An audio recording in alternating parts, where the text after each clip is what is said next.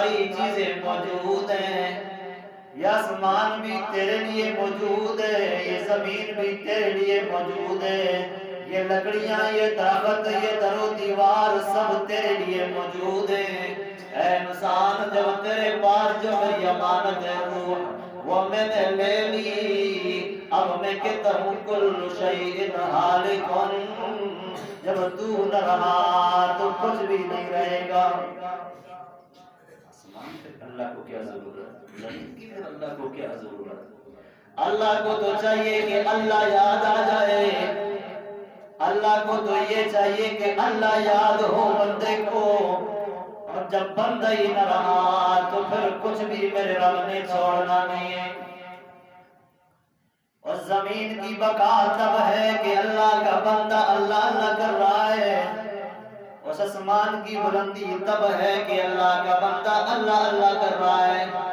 جب اللہ اللہ کرنے والے ختم ہو جائیں گے، ایمان بنانے والے ختم ہو جائیں گے، اسلام کو قائم رکھنے والے ختم ہو جائیں گے، اللہ کریم فرمائے گا جب میرا اسلام نہیں ہے تو پھر تیری بھی ضرورت نہیں، اس جہان کی بھی کوئی ضرورت نہیں۔ اس جہان کا مقصد کیا تھا؟ خلقت الجن والانس الا لیعبدون،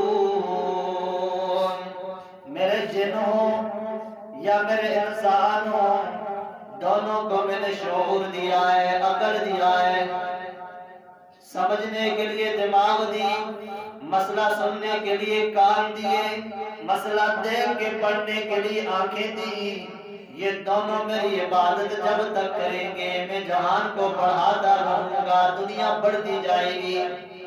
اور جب مجھے انہوں نے یاد کرنا چھوڑ دیا تو پہاڑوں کو بھی ختم کرنا آسان ہے، دریاؤں کو بھی ختم کرنا آسان ہے، آسمان کو بھی گرا دینا کوئی مشکل نہیں۔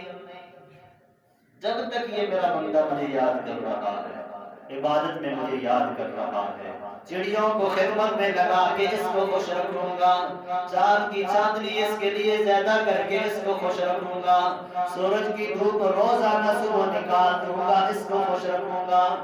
جب یہ میرا ہے تو سارا جہان انسان تیرا ہے، جب تو میرا نہیں تو کوئی بھی تیرا نہیں ہے۔